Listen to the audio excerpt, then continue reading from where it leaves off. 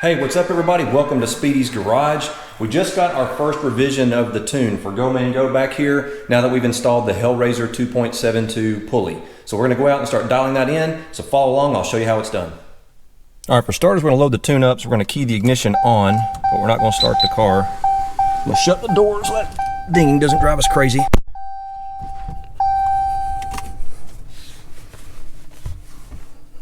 All right, now we're going to fire up HP Tuner's editor. Open Mike's tune.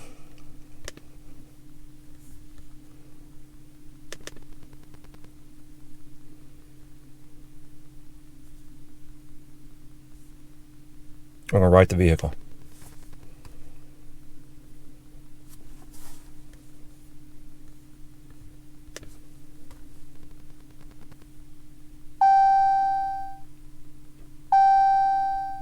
We're off to the races now.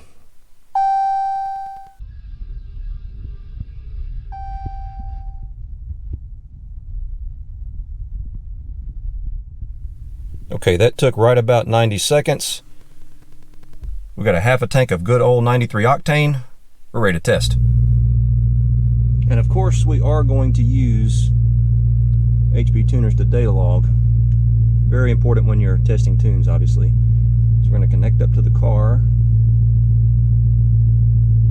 Make sure we can get some data. And that is good. So now we're going to go out and just cruise around, do a little pull, see how things look. All right, so we're just going to go out and with your initial tune, you don't want to go too crazy. So we're going to go out and just do some light pulls. I'll do some part throttle, easing on the gas like you were climbing a hill or passing a car on the highway or something of that nature. And then we'll do just a couple of short, not full RPM, wide open throttle pulls. And then we're going to check the data log for two things mainly. We're going to make sure the air-fuel ratio looks good. That's number one. I'm going to have that on the center dash. So I can keep an eye on that as well, because that's the first thing that can cause you big problems if it's not right. The second thing we're going to look at in the log is going to be any short-term knock retard. So we'll make a couple of little small easy pulls like that, probably from, let's say, 3,000 to 5,000, maybe 3,000 to 5,500 RPM. We'll review that, see how they look, send them off to Mike, let him take a look as well, and then he'll send us a revision or let us know what he wants us to do next. So that's the plan. Let's get it done.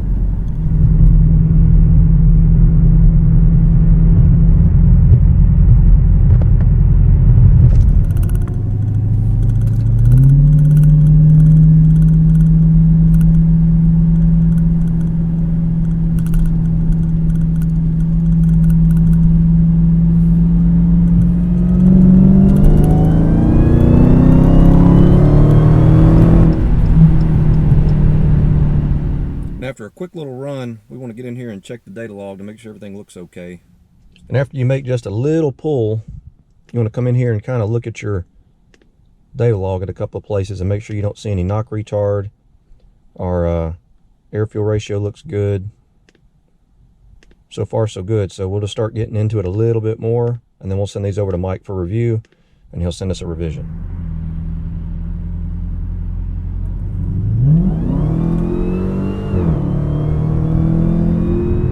So far, the only thing I'm seeing that I want to ask Mike about is the car makes a bunch of boost at light throttle. So about half throttle, I'm already up to 9 or 10 pounds of boost. I need to ask him about that. I don't know if there's a way to make the bypass bleed off a little bit. I mean, I don't think it's hurting it because the timing's being pulled down. But I'm going to ask him about that. That's one of the things I'm curious about. I'm also curious what 500 octane mode, or not 500 octane, 500 horsepower mode. Okay, so now 500 horsepower mode actually limits it to 8 psi instead of 5.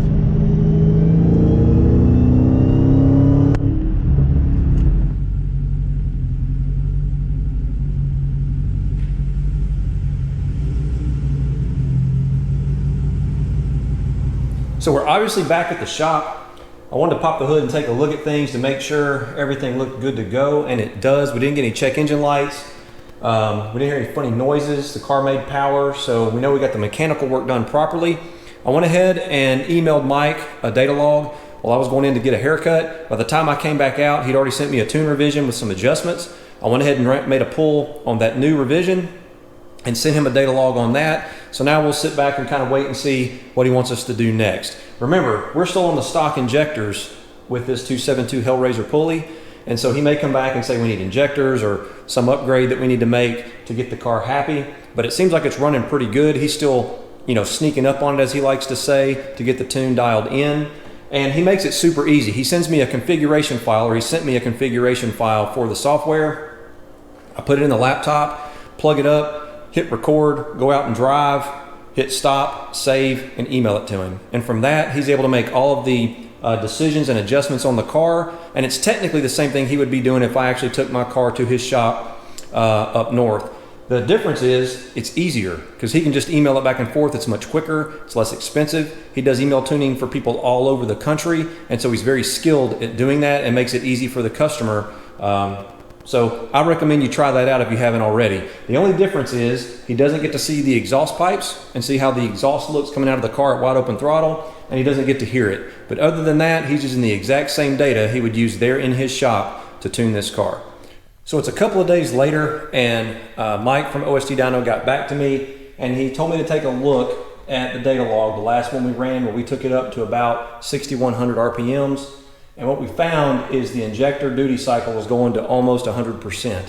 And so he said, for this particular car, because of the weather that I see and the elevation that I'm at, I'm gonna have to swap the injectors. Now I've already mentioned I have ID 1000 injectors sitting on the shelf. I bought those from a guy on the forum a while back. He was changing a bunch of parts around, like I said, and I got them very cheap. So I'm glad I went ahead and made that investment at that time. So I have them ready to go. Mike was kind of surprised. He said it really depends on the car. He's tuned several other cars with a 272 Hellraiser pulley, making about, this one made right about 16 and a half pounds of boost, and they didn't need injectors. They were only like at 80% or 84% injector duty cycle with the 272 pulley, making the same boost in similar conditions. So it seems like it really depends on the car. So if you're working with a builder and they're just going to build your car for you, take their advice and just do whatever they recommend, because it's going to cost you more in the long run to tell them hold off on the injectors, and then they find out they need them. They're going to charge you twice to take it on and off the dyno and all of that. And by the time you get there, you could have bought some ID 1050X. That's what the new injectors are called. The ID 1000s have been updated. They're now called an ID 1050X. If you're going to run on 93 octane like I am, that's the injector I'm going to use, is the ID 1000s. It'll cost you more in the long run to take it on and off the dyno, so just go ahead and go with one of their packages. However, if you're doing stuff on your own like I am, if you're doing all the work yourself, because quite frankly, I enjoy working on the car, and I'm using Mike at OST Dyno for an email tune, so he'll send me a tune. I'll go out and do a data log like you've seen me do in this video, and then he sends me a revision. If you're doing all of that yourself, there's no reason you can't hold off and do the injectors when you find out you actually need them. You could save yourself $1,000 for, that's what the brand new injectors cost for ID 1050X. You could save yourself that money. $1,000 goes a long way when you're modifying one of these Hellcats, and wait and do that when you find out you actually need them. And the reason I waited until the fall, or actually it's now winter, to actually do the pulley upgrade is because I wanted to test the car in the worst case scenario of temperatures. This time of year, the DA is very good around here. We're probably, when I did this data log here, it was probably 48 to 50 degrees, and the car was going to make a little bit more boost because of that cool air. The cool air is more dense and has more oxygen in it. So I might have gotten a different result in the summer if I was in 90-degree temperatures and 80% humidity, let's say. The injectors might have been okay.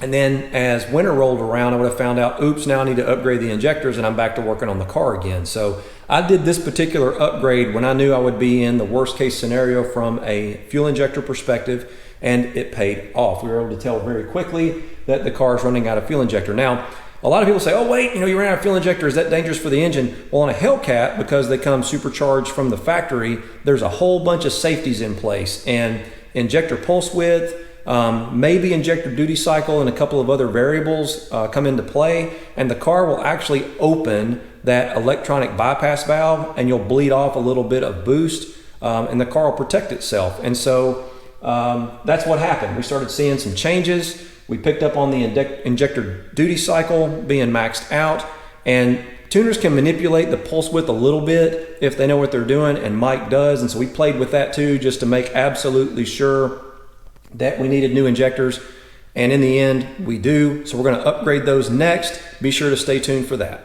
And while we do need bigger injectors, Mike did take care of the other two things I saw, one of which was it was making quite a bit more boost in 500 horsepower mode. Factory stock, it would make 5 pounds of boost, and after we added the 272 Hellraiser, it was making about 8 or 9. And so I think what it does is there's a table in there, and it tells it to make half the amount of boost, because factory stock, it's 11 pounds of boost, and on 500 horsepower mode it's 5 pounds of boost. And so I was seeing about half of the 16 that we were seeing with the 272 Hellraiser. And Mike said there's a table in there, and he went in and tweaked it and got it set to where now, even with the Hellraiser pulley on the car in 500 horsepower mode, we're still about 500 horsepower. And a lot of people might not worry about that, but my intent is always to make the car drive as it did stock, as it came from the factory, only with more horsepower. And in 500 horsepower mode, I only want 500 horsepower. My wife may be driving it, or who knows, right? So I didn't want it to be 600 horsepower in 500 horsepower mode. So we were able to correct that with just a tweak. And he also, because it makes quite a bit more boost at part throttle, he was able to go in and make a couple of adjustments, and now it's super smooth and it drives great. And actually the air fuel richens up a little bit where it didn't before. And so when I start easing down on the throttle about 50%, going up a hill or passing a car or something, it will actually enrichen the air fuel ratio and take it up to 11.8 or 11.9, where from the factory it would have been 13.5. And so might not have been needed, but since I was seeing so much more boost at part throttle, he went ahead and did that just as a safety precaution. And it's similar to what he had done on Orange Crush back in the day. It reacted the exact same way, only on the Hellcat, I think it's a little bit easier to do because the Hellcat has wideband O2 sensors that are referenced all the time rather than only in closed loop. So in a nutshell, we have a nice, safe 93 octane tune for the street. We just got to get those injectors taken care of. That is the email tune SOP, standard operating procedure. You connect up your data logging device. In my case, it's an HP Tuners software on a laptop. You go and use your Tuners dashboard, I guess is what we'll call it, or config file. You go out and you run a test like they recommend or like they request.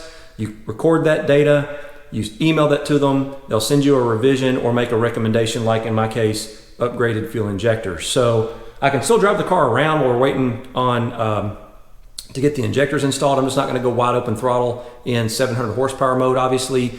I'll probably get the injectors installed here very quickly. It's only probably a 30 or 45 minute job. And of course, I'll shoot some content on how to do that so that you guys can follow along and have confidence to be able to do that yourself. Now, email tuning will save you quite a bit of money because you're not having to rent a dyno. And if you like to do the work yourself, like I mentioned before, it's a pretty cost-effective way to work with a tuner. And in my opinion, I personally like to road tune a vehicle better. Years ago, when I tuned Project Sport Runner, I tuned it on the road and got it close. I took it to a dyno and I was tuning it myself. I had to do a bunch of changes on the dyno.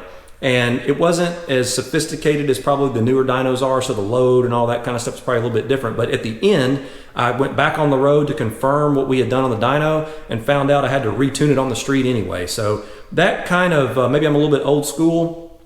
Obviously, you have to have a closed course